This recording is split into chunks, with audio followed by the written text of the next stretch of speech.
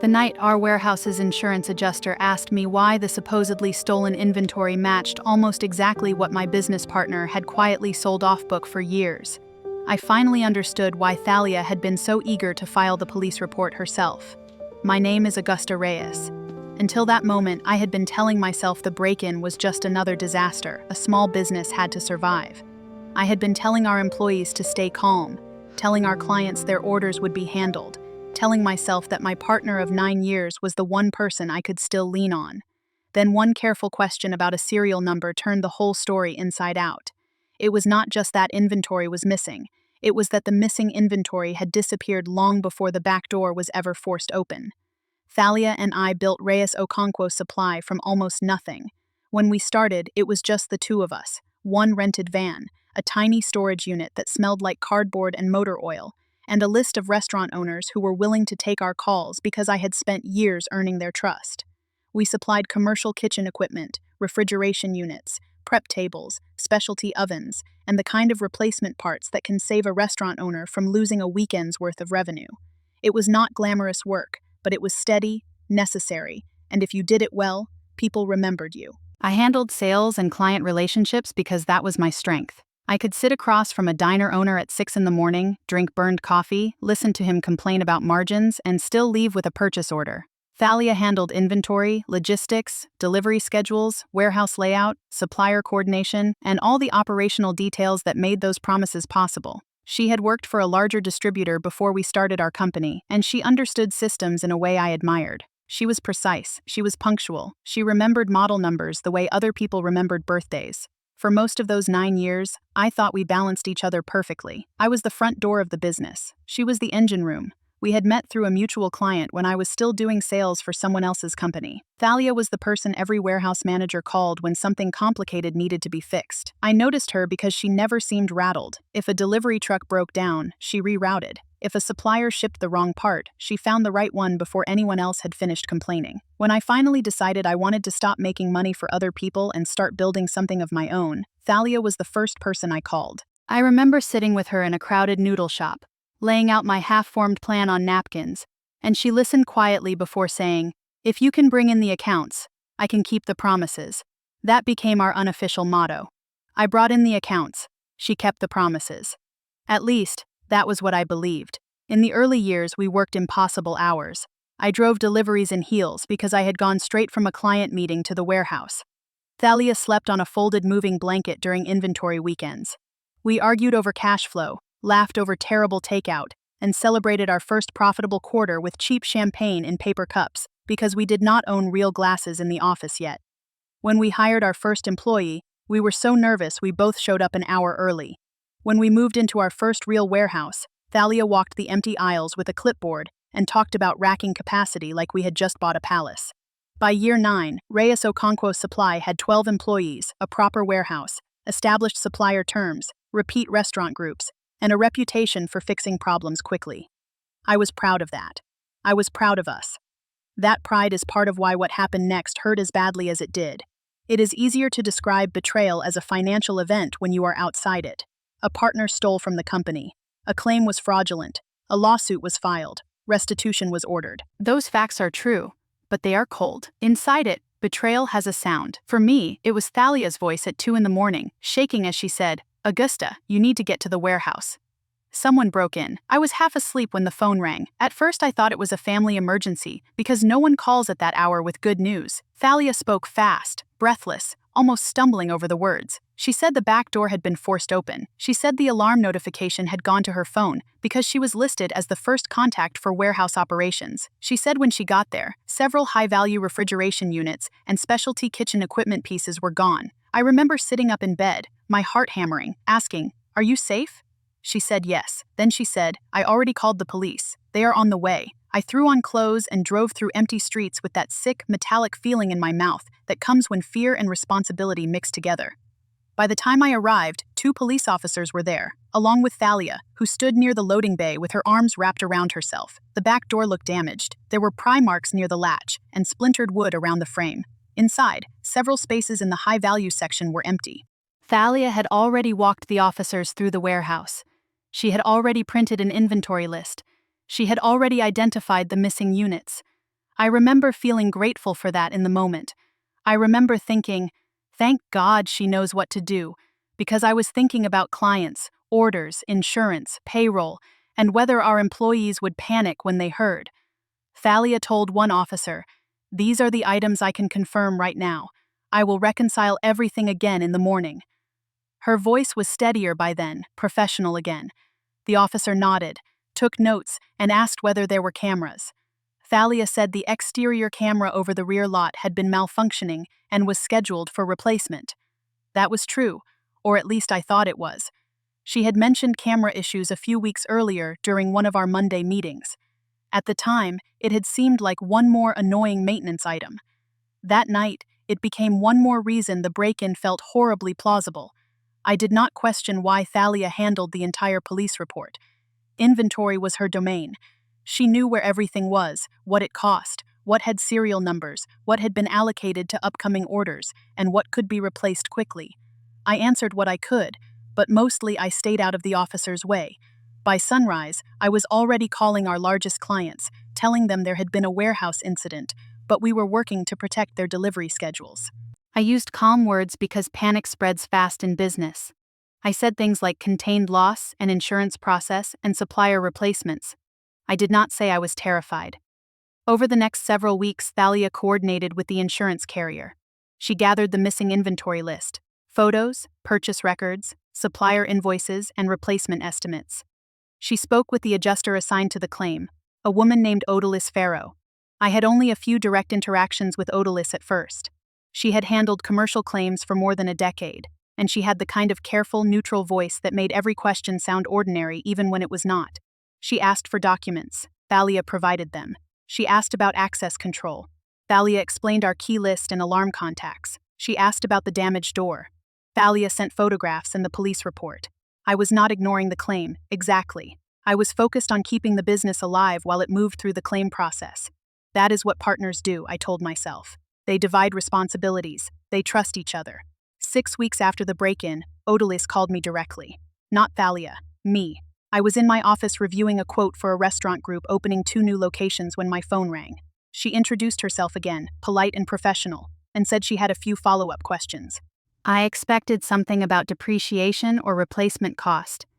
Instead, she said, "Ms. Reyes, could you help me confirm the serial numbers on 3 refrigeration units listed in the claim?" I pulled a notepad toward me and said, "I can try, but Thalia usually handles inventory tracking." "What is the issue?" Odalis paused just long enough for me to notice. Then she said, "Our review of your sales records shows those 3 units appear to have been sold to a client approximately 8 months before the reported break-in. I want to understand whether there is a clerical explanation before we proceed." I looked at the notepad as if the answer might appear there. "Sold?" I said. "You mean allocated?" She said, "Marked as sold, invoiced, and delivered, according to the records available to us." My first instinct was to defend Thalia. I said there had to be a software issue. Our inventory system was old, clunky, and sometimes slow to update. Odalis did not argue. She just said, "That may be. I would appreciate if you could verify independently and get back to me." Independently. That word stayed with me after the call ended. She had not said it sharply. She had not accused anyone. But something in her tone told me she had already asked enough questions to know I would not have an easy answer. I sat at my desk for a long time with my hand still on the phone. Then I did something that still feels like the moment my life split into before and after. I did not call Thalia. For 9 years, any inventory question went to her automatically. If a client asked about a serial number, I forwarded it. If an invoice needed matching to a delivery, I asked her. If there was a discrepancy, I assumed she would find it. That night, I went home, made coffee I barely drank, and logged into every system I could access on my own. I pulled sales invoices. I pulled delivery confirmations. I pulled purchase records. I pulled audit logs from our accounting software, which thankfully kept time-stamped records of edits by user ID. I opened spreadsheets I had not looked at closely in years because I had told myself I did not need to. At first, I was looking for proof that Odalis was wrong. I wanted to find one messy import, one duplicate serial number, one mislabeled unit that would let me call Thalia and say, "Can you believe this scare?" Instead, by 2 in the morning, I had found the first match. One of the refrigeration units listed as stolen had been sold to a seafood restaurant 8 months earlier, just as Odalis said. The invoice had been paid. The delivery confirmation had a signature.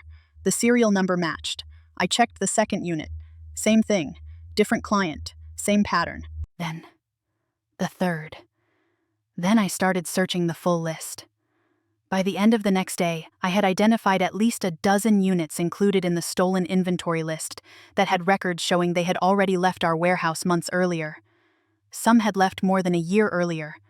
A few appeared to have been sold outside the normal invoicing sequence, with strange gaps around them. My hands shook so badly at one point that I had to step away from the computer and stand in the restroom with cold water running over my wrists. I kept thinking of Thalia at the back door, her voice trembling. I kept thinking of the officers taking notes. I kept thinking of the insurance claim moving forward based on a list she had prepared. There is a particular kind of fear that comes when you realize a person you trust may have involved you, your company, and your employees in something criminal without your knowledge. I was not only angry, I was scared. If the claim was false and I ignored the warning, I could become part of the fraud.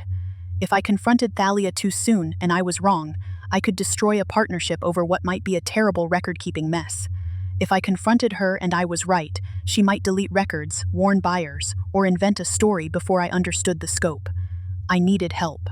The next morning, I called an attorney named Priscilla Nakamura, who specialized in business partnership disputes and internal fraud. I had met her years earlier at a small business association event and kept her card because she seemed direct in a way I respected. When I explained what Odalis had asked and what I had found, Priscilla did not sound surprised, which somehow made me feel worse. She asked precise questions. Who had access to inventory records? Who prepared the claim list? Who communicated with the insurer? Who had keys? Who could alter sales records? Who reviewed write-offs? I answered, and every answer pointed back to Thalia. Priscilla said, "Do not confront her yet." I remember gripping the phone and saying, "She is my partner. I have to ask her what happened." Priscilla said, "You have to protect yourself and the company first. If this is sustained misconduct, a conversation gives her time to clean up the parts you have not found." She explained that a partial pattern would not be enough. Thalia could claim clerical errors, software problems, mistaken serial entries, rushed documentation after the break-in, anything that sounded plausible to someone who did not know our systems. What we needed was a complete reconstruction, not just proof that 3 units were wrong. Not just proof that a dozen entries looked suspicious.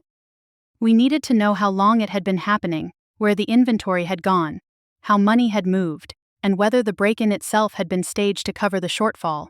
Priscilla referred me to a forensic accountant named Cornelius Achaby. He had worked on internal theft cases for distributors, contractors, and medical supply companies, and he understood inventory fraud better than anyone I had ever met. Our first meeting took place in Priscilla's office on a rainy afternoon. Cornelius was calm, almost gentle, but when he started asking questions, I realized how little I truly knew about the operational side of my own company. He asked about receiving procedures, cycle counts, damaged goods, warranty returns, delivery exceptions, customer credits, vendor rebates, and who could override item status in the software. I answered what I could. Then I said the sentence that embarrassed me most. Thalia would know the rest. Cornelius did not judge me. He simply said, "That is often how this happens. Trust creates efficiency. It also creates blind spots." For the next 5 weeks, he reconstructed 3 years of inventory and sales activity. I gave him access to accounting records, supplier invoices, delivery logs, email archives, bank statements, customer account histories, and the old inventory software exports. Priscilla coordinated what needed to be preserved. She sent a formal hold notice to prevent records from being destroyed without tipping Thalia off more than necessary. We had to move carefully, because Thalia still worked beside me every day. That was the hardest part. During those 5 weeks, I sat across from her in meetings and acted normal while Cornelius quietly peeled apart the company we had built. Thalia would come into my office with delivery questions. She would ask whether I had heard back from a client. She would joke about how the insurance money would help us upgrade older warehouse equipment. Once she leaned against my doorframe and said, "After this claim comes through, we should finally replace those battered pallet jacks. Maybe the universe is giving us a reset." I smiled. I actually smiled, because Priscilla had warned me that any visible suspicion could change everything. The effort it took to keep my face calm was exhausting. I went home every night with headaches. I stopped sleeping more than 4 hours. I checked my own emails twice before sending them because I was terrified of saying the wrong thing. I became hyper-aware of every ordinary interaction. When Thalia closed her office door, Was she making normal calls, or warning someone? When she stayed late, was she catching up, or altering records? When she asked me whether Odalise had called again, was it casual, or was she measuring what I knew? One afternoon she asked, "You seem tired, Augusta." Everything okay? I almost laughed from the cruelty of it. Instead, I said, "Just dealing with nervous clients." She nodded sympathetically and said, "We will get through it." That sentence still makes my stomach tighten. Cornelius's reconstruction was methodical. He started with the official stolen inventory list and traced each unit backward. For each serial number, he looked at purchase records, receiving logs, warehouse movement, invoice history, delivery confirmation, and payment. Then he looked for related anomalies: units sold without standard invoice trails, credits issued without clear returns, manual status changes, and customer records that existed outside our normal account categories. The first layer confirmed what I had found. Multiple units on the claim had already been sold. The second layer was worse. Some units had been marked as available in our system long after they were physically gone. Some had been shifted into ambiguous statuses like pending inspection or supplier hold, labels that kept them from showing as immediately missing during routine checks. Others had been written off in small adjustments spread across different months, so no single discrepancy looked large enough to question. The third layer revealed the real scheme. Thalia had been selling inventory off-book to a network of smaller regional buyers for nearly 3 years. These were not our major restaurant clients, the ones I knew well. They were smaller operators, brokers, and resellers in surrounding areas. People who paid quickly and did not ask too many questions if a unit was discounted and available. The payments never entered our company accounts. Cornelius found references through emails, text exports from Thalia's company phone backup, delivery notes, and a few deposit patterns that did not match her salary or distributions. She had pocketed the proceeds directly. At first, the amounts were small enough to hide. A specialty part here, a used replacement unit there, an item categorized as damaged, a delivery rerouted and recorded incorrectly. Then it grew.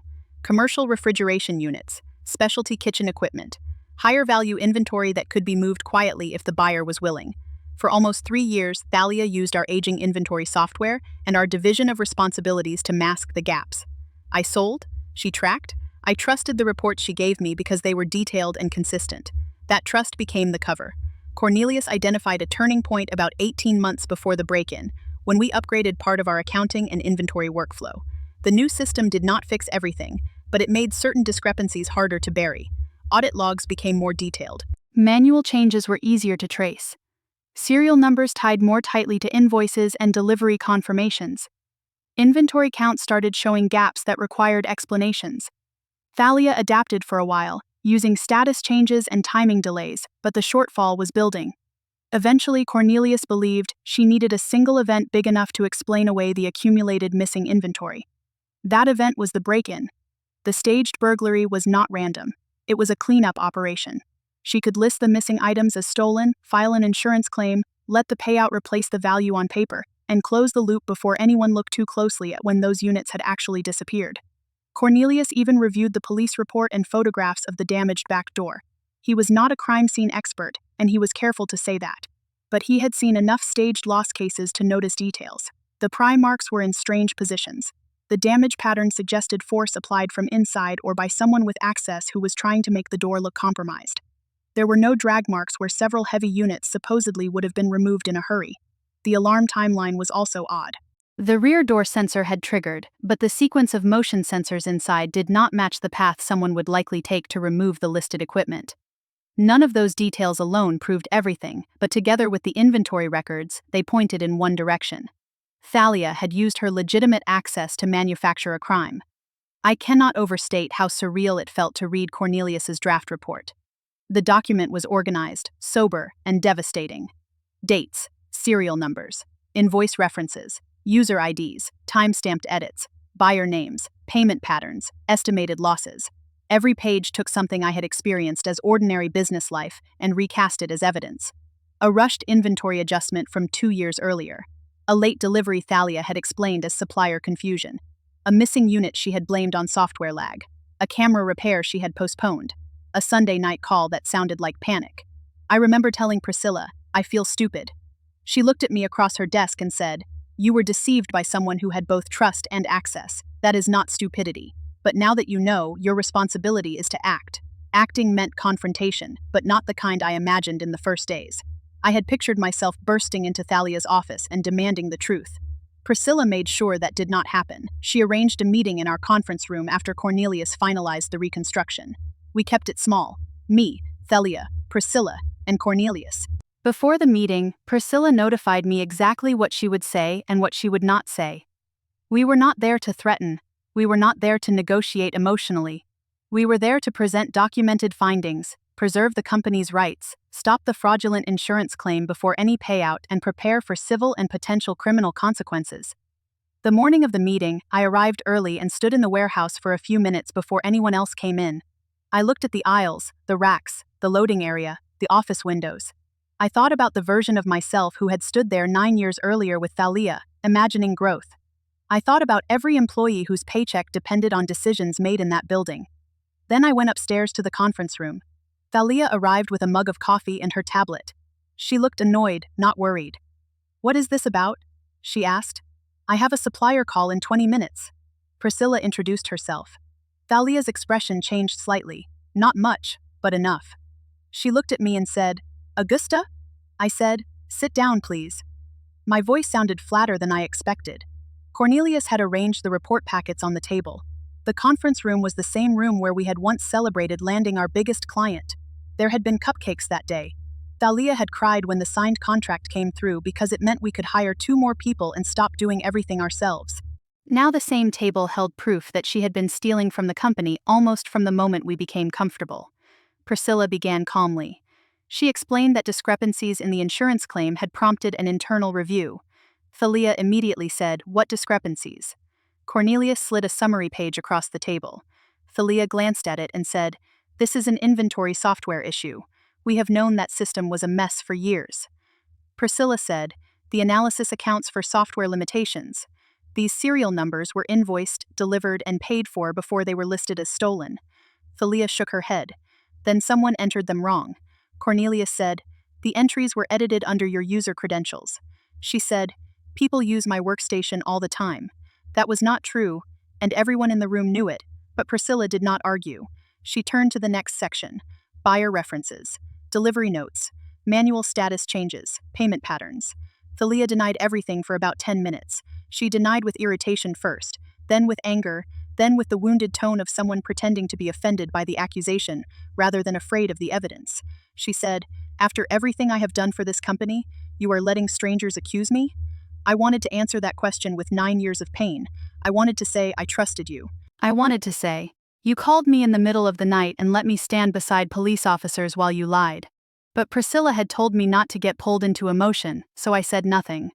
The room changed when Priscilla mentioned the door. She said, "There are also concerns regarding the physical evidence described in the police report, including pry mark patterns inconsistent with the reported forced entry."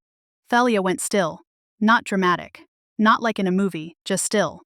Her eyes dropped to the photographs in the report packet, and for the first time that morning, she stopped talking. Priscilla continued, "The insurer will be notified before any payout is processed. Given the nature of the claim and the police report, this may be referred for further investigation." Thalia understood immediately. Inventory discrepancies could be argued. Bad records could be blamed on software. Even off-book sales might be buried in civil explanations if she could muddy the facts enough. But a staged break-in attached to an insurance claim and a police report was different. That was not an internal accounting problem. That was potential criminal fraud. Her face seemed to empty. She sat back slowly and whispered, "I was going to fix it." It was the first honest-sounding thing she had said all morning, and it made me angrier than the denials. Priscilla said, "What were you going to fix?" Thalia put her hands over her face. For a long moment, no one spoke. Then she said the theft had started small during her divorce. Her ex-husband had fought her over money. Legal bills were piling up, and she was embarrassed to tell me how bad things had become. A buyer she knew from her old job needed a replacement unit fast, and offered cash for one we had sitting in inventory. She told herself she would put the money back. Then another opportunity came. Then another. She said once she realized no one noticed right away, it became easier to keep doing it. "I always meant to stop," she said. I asked her one question then, because I could not hold it in anymore. "When?" She looked at me. I said, "When did you mean to stop, Thalia? Before or after you made me part of a false insurance claim?" She started crying. I did not. That surprised me. I had cried plenty in the weeks before, alone in my car, in my kitchen, once in the parking lot outside Priscilla's office. But in that room, watching Thalia cry did not soften me. It clarified things. Her tears were about being caught. Mine had been about realizing the person I trusted had risked everything we built. Thalia admitted she had staged the break-in to explain the accumulated shortfall. She insisted she had not intended for me to be harmed. That line almost broke my composure. I said, "You used my name, my company, my employees, and my clients as cover. What exactly did you think harm would look like?" She had no answer. After that meeting, Priscilla moved quickly. She notified the insurance carrier that the claim contained fraudulent information and had to be halted before any payout was processed. Odalis Farrow called me later that day. Her voice was still professional, but there was a human note underneath it when she said, "I am sorry, Miss Reyes. I know this is not the outcome you hoped for." I told her she had probably saved my company. She said, "I asked one question. You did the hard part." The insurer opened its own fraud investigation. Because the claim had been supported by a police report, the matter did not stay neatly inside a civil dispute. Thalia was eventually charged with insurance fraud and filing a false police report. Priscilla filed a civil suit on my behalf, and on behalf of the company for breach of fiduciary duty, misappropriation of company assets, and related damages. Cornelius's reconstruction became the backbone of that case. By then, Thalia had her own attorney, and the warm, shared language of partnership vanished almost overnight. Communications went through counsel. Access permissions were changed. Locks were rekeyed. Passwords were reset. Our employees were told only what they needed to know at first. Thalia was no longer authorized to act for the company, and I would be handling operations with outside support during the transition. That period was brutal. Betrayal does not pause payroll. Clients still need deliveries. Suppliers still want payment. Employees still look to someone for direction. For several months, I was running the company, cooperating with investigations, preparing civil claims, and quietly trying to keep rumors from swallowing morale. Some employees were angry. Some were hurt. A few had worked closely with Thalia and struggled to believe it. I understood that, because I had struggled too. One warehouse employee, Maribel, came into my office after the news became clearer and said, "I keep thinking I should have noticed something." I told her the truth, "So do I." But the person responsible for hiding it was the person we trusted to show us where to look. The financial damage was roughly $300,000 in diverted inventory over 3 years, not counting legal fees, operational disruption, and the cost of rebuilding controls. That number looked clean on paper, but the real cost spread everywhere. We had to contact certain clients to verify deliveries. We had to review old records. We had to reassure suppliers. We had to explain to our bank why internal fraud did not mean the business was collapsing. I had to sit across from people who had known me for years and say, "I missed this, but I am fixing it." That is a humiliating sentence. It is also sometimes the only honest one. Thalia eventually accepted a plea agreement that required restitution and resulted in a suspended sentence, along with strict conditions. In the civil case, facing Cornelius's detailed financial reconstruction, she agreed to sell me her half of the business at a valuation that accounted for the inventory she had diverted. The buyout was not satisfying in the dramatic way people might imagine. There was no triumphant courtroom speech. There was paperwork, signatures, negotiated language, payment schedules, and the slow administrative process of removing her from everything we had built together. Reyes Okonkwo Supply became Reyes Supply. I expected the name change to feel empowering. At first, it just felt lonely. For years, every major decision had been a conversation. Even when we disagreed, there had been another person across the table who understood the weight of the business. After Thalia, I had to learn the difference between loneliness and independence. I hired an interim operations consultant while we rebuilt procedures. Cornelius helped me select a new inventory management system specifically because it had tamper-evident audit logging, stronger serial number tracking, role-based permissions, and exception reports that could not be dismissed with a casual explanation. We created a policy requiring 2 authorized signatures on any inventory write-off above a modest threshold. We separated receiving, status changes, and financial approval so one person could not control the whole path from arrival to disappearance. We scheduled regular cycle counts by employees who did not report directly to the person responsible for the original inventory entry. We replaced cameras, updated alarm protocols, and changed who received after-hours alerts. None of those controls meant I stopped trusting my team. That was an important lesson for me. Controls are not an accusation.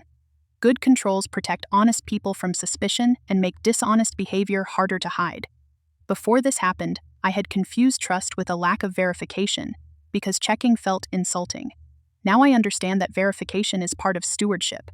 If 12 people depend on a company for their livelihoods, and clients depend on your promises, you do not get to leave whole areas unexamined because someone has always seemed reliable. Priscilla told me after the case closed that staged break-ins to cover internal theft are more common in small and mid-sized businesses than most owners realize. Her explanation was simple.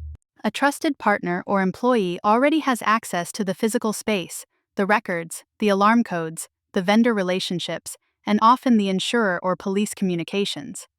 That access makes a staged crime look convincing on the surface because the person telling the story knows exactly what details outsiders expect to hear. They know which camera is broken, they know which door is weak, they know which inventory is valuable, they know which records are messy enough to hide behind. In our case, Thalia knew all of it because I had given her that authority as part of our partnership. I have replayed that Sunday night phone call more times than I can count. The panic in her voice sounded real. Maybe some of it was real. Maybe she was panicking because she knew what she had done. Maybe she was afraid the scene would not hold up. Maybe she was already imagining the questions that would come later. At the time, I heard my partner scared and I responded like a partner. I drove to the warehouse. I stood beside her. I believed her. That is the part people sometimes misunderstand. They ask, "How could you not know?" as if betrayal arrives wearing a warning label. But in real life, the person deceiving you may also be the person who stayed late with you, celebrated with you, helped you grow, and knew exactly which version of themselves you trusted. Cornelius told me something before he closed the file that has stayed with me. He said the detail that gives these schemes away is not usually the theft itself. Diverted inventory can be hidden for years if the person is careful, especially in a business with moving parts, old software, and a culture built on trust.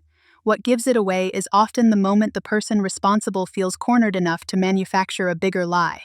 A staged break-in leaves a trail that quiet theft may not. Pry marks, alarm timelines, insurance forms, police reports, itemized claim lists, photographs, signatures, and statements made under pressure. Thalia might have hidden smaller thefts longer if she had not tried to erase the whole shortfall in one dramatic event. The cover-up created the evidence that finally exposed her. Reyes Supply is still here. We are smaller in some ways and stronger in others. I know the inventory system now, not at Thalia's old level yet, but enough to ask real questions. I walk the warehouse every morning when I am in town. I know which employees are counting what, which orders are staged, and which exceptions need review. I still sell because that is what I love, but I no longer treat operations as a sealed room just because someone else is better at it. The company carries my name now, and with that comes a responsibility I do not delegate blindly anymore. If you had been in my position, would you have called your partner right after the insurance adjuster's question? Or would you have done what I did and investigated quietly first? I still wonder how different things might have been if I had confronted Thalia too soon, before the records were preserved and before the truth was complete. Share your thoughts, because stories like this happen in businesses, families, partnerships, and friendships more often than people admit. Thank you for listening to my story. If you want more real-feeling stories about trust, betrayal, accountability, and the hard lessons people learn after being deceived by someone close to them, subscribe and stay with us for the next one. Take care of yourself and be careful who you let hold the keys.